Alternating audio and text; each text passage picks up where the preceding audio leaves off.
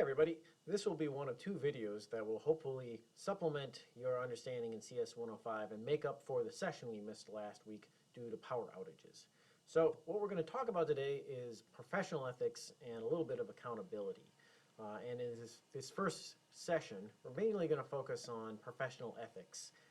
The first thing we might want to do is try and connect that to things we've already talked about, these ethical theories. Now, in our world, we're surrounded by different codes. On this slide, you'll see an object. It's an obelisk. It's one of the oldest pieces of writing we have, made by humans, and it has on it the Code of Hammurabi, circa 1792 BC. And lo and behold, it's a code of ethics, or laws that govern that society. So as long as people have been writing things, they've been writing about ethics. This one is most famous for its decree that punishment shall be administered in an eye for an eye fashion, as in the punishment will be equal to the crime that's been committed.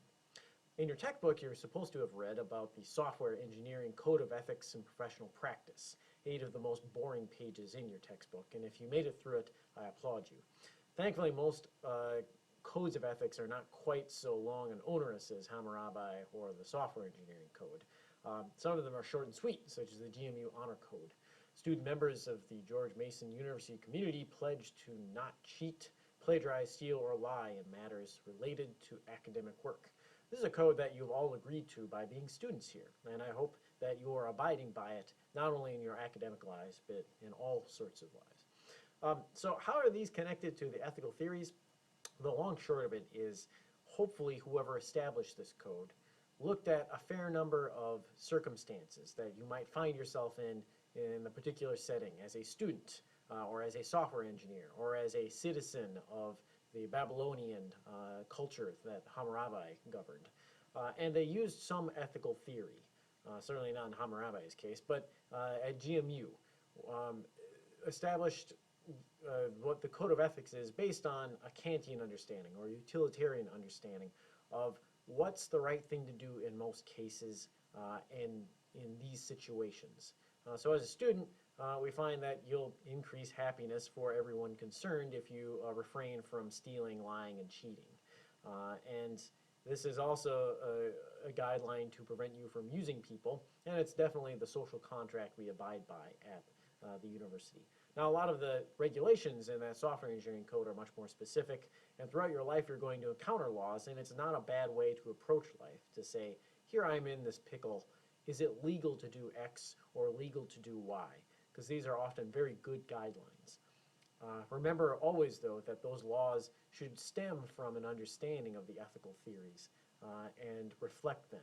And occasionally we do make bad laws that require correction later on as our understanding of what is ethical changes. So other professions definitely have codes of ethics that they abide by. One of the most famous is the Hippocratic Oath. That's quite ancient from the Greeks, I think.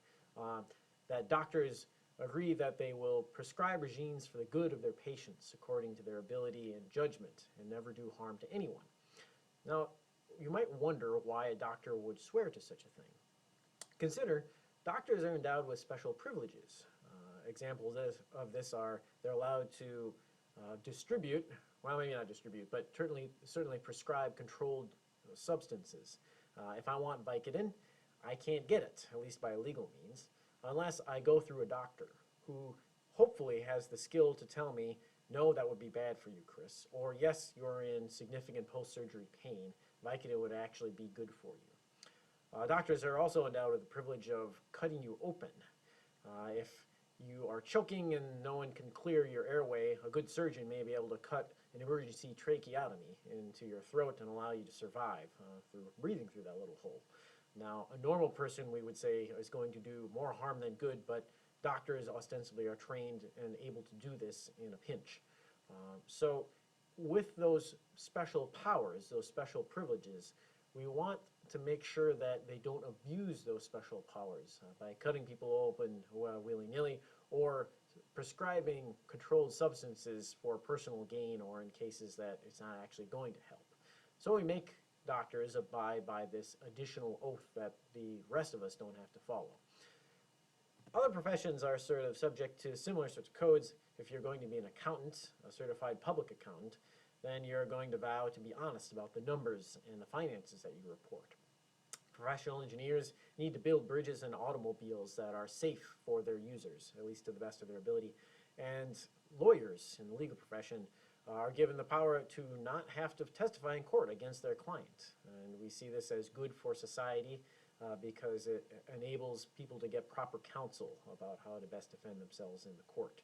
So all of these, including the doctor, share a sort of common step to enter that profession. You go to school, and then you go to special school, either law school or some high engineering level or accounting training, something like that. Then usually there's a testing phase in which just to get into the profession you have to pass a bar exam or a medical exam or pass a professional engineering exam. Usually work for a while then and occasionally retest in order to maybe establish a specialty or a higher degree of skill. And always with these, it's not a one-off.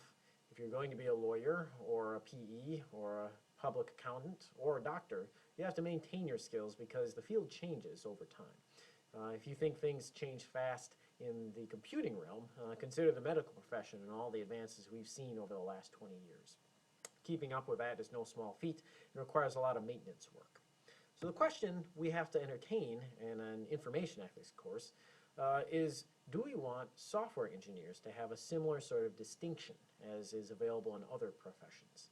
And you might sort of draw this more directly equivalently to the other branches of engineering, your civil, your mechanical, and electrical. They all have a sort of well-established professional engineering level of certification that folks in those disciplines can get. What are the trade-offs associated with this? Well, the first thing you might see is, geesh, there are a lot of different computing tasks out there. Do we really need a proper professional, like a doctor-level computer person to do everything? And certainly not, and that's not what we are sort of suggesting here. If grandma wants you to put up a website of her grandkids, you wouldn't want a so-called certified professional computer person to do that. CP squares would be reserved for higher level tasks, and this is like the brain surgery kinds of stuff. An equivalent task to brain surgery in the computing realm would be putting together an operating system for a nuclear power plant. So you screw that up and you'll have significant fallout, literally, for the rest of society. So we want maybe someone who is working on that to have a certain level of professionalism and maybe be governed by a certain code of ethics that would cause them to stop if things are going wrong. So here's some excerpts from that professional software engineering code of ethics that's in your textbook. That folks who are professional software engineers will accept full responsibility for their own work. So there's no passing the buck if you screw up on the nuclear power plant. You may be held personally accountable for that. You'll only approve software that if you find it to be well-founded and that it's safe, and that it won't diminish the quality of life. Particularly important in power plants and in medical devices, as we'll get to in our second session. You won't knowingly misuse software, copy stuff, or fail to attribute credit where it's due. So if you want to draw analogies to other professions, certainly there are levels of expertise in the medical profession. It's comprised in a large way of different folks who have different capabilities. Your nurses, your nurse practitioners who are higher up, physician's assistants who are like sub-doctors but can't do certain things, and then certainly the full-on doctor. And if we are to move in that direction in the computing world, I'm certain that the field would sort of, what's the right word, stratify, and that certain folks would have certain abilities to put up websites, manage basic databases, that kinds of stuff you wouldn't need a CP squared for. But we have a question right now, and it is whether or not we need a very high-level certification of professionalism for systems that can have drastic effects on society. Our planes, our nuclear submarines, our nuclear power plants, our radiation devices. So this question has been debated by some of the governing professional societies that are out there in computing. The Association of Computing Machinery and the Institute for Electrical and Electronic Engineers debated it in the mid-90s and decided that no, we don't want one right now, that it would be premature. But we're 14 years on from that decision, and software has wormed its way into a lot of new places. We've got software driving cars, tracking lots of personal information, and if any of that stuff goes wrong, there are definitely consequences.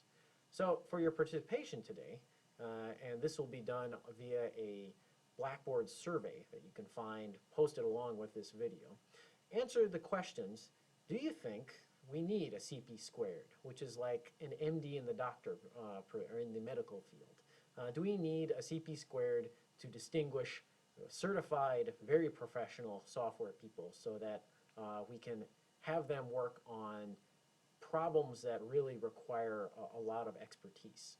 There's probably a cost associated with this because, like doctors, CP squares will probably demand higher compensation. Whether or not that results in increased happiness, as in I feel safer because of what I'm doing, because the CP squared programmed it, is largely unanswered at this point. I also want to know what your intended profession is, whether you're going to be a computery profession, a game designer, software engineer, an IT professional, and would this thus have a direct interest in whether or not CP squared is out there because you could potentially get it, or whether you're a non-computery person. And if you are a non-computery person, consider, would you feel safer riding in a plane knowing a CP squared worked on the guidance system for it? Would you feel safe enough that you would be willing to pay $10 more for your ticket, or $20 more, or $50 more? So certainly there's a continuum there, but non-computery people have a vested interest in this as well. Answer those questions on Blackboard, and you will get your participation credit for the day. Also, don't forget to watch the second video in this series.